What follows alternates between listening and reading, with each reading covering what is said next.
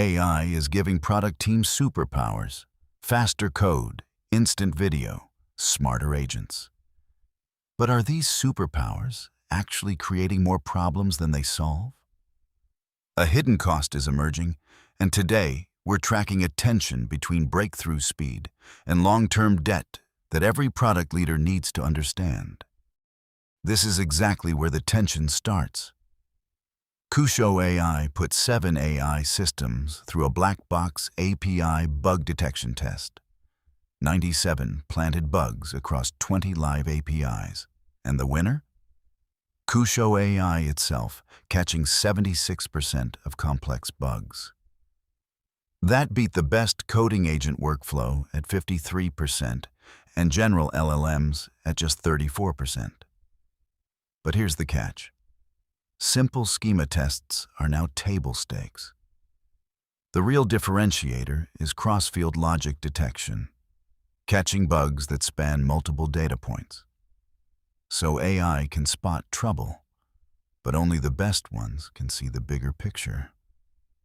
And that sets the stage for a bigger problem.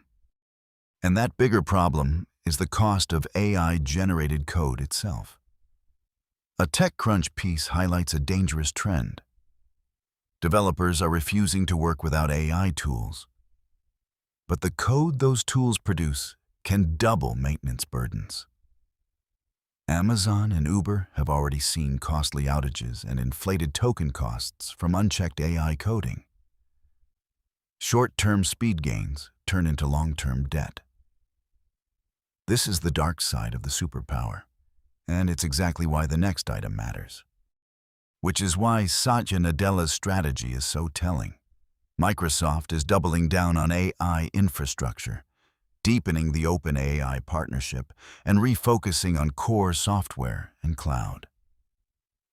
He's talking about Project Solara, data center economics, and an agentic platform that could reshape Microsoft's growth. The message: avoid the shiny object trap. Nadella is betting that long-term platform thinking beats short-term feature frenzy. But that sets up a contrast with what Google is doing. And on the other side, Google launches Flow, an AI-first creative studio that lets you generate, edit, and remix text, images, and video with natural language. You can even build custom tools and collaborate in real time. It's a beautiful vision of streamlined creativity. But the question remains, does this kind of speed invite the same maintenance debt, just in the creative domain? Google seems to be betting that multimodal AI is worth the risk. And that brings us to 2 more Google moves. First, Gemma 412. B. A small but mighty model that runs on laptops with just 16 GB of VRAM.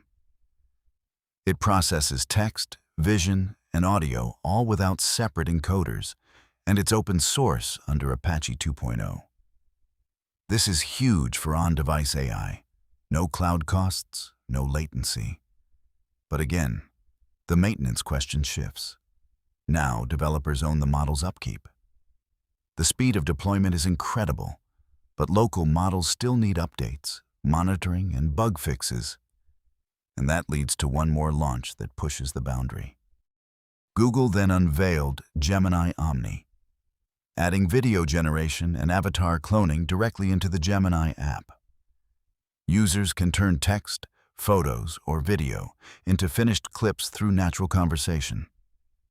It replaces the older Veo model and is available on Plus, Pro, and Ultra tiers. The promise: anyone can be a video creator. But the hidden cost? Token consumption, compute resources, and the risk of AI-generated content flooding your pipeline. All these Google launches show the incredible potential, but each one adds a new dimension to the maintenance and governance challenge. And that's the through line. Speed is addictive, but the best product teams will be the ones who manage the hangover. So here's what it adds up to. AI tools are accelerating product development in ways we couldn't imagine a year ago. But the smartest teams aren't just adopting them. They're building guardrails, measuring maintenance costs, and choosing where to place their bets. The real competitive edge isn't speed alone. It's sustainable speed.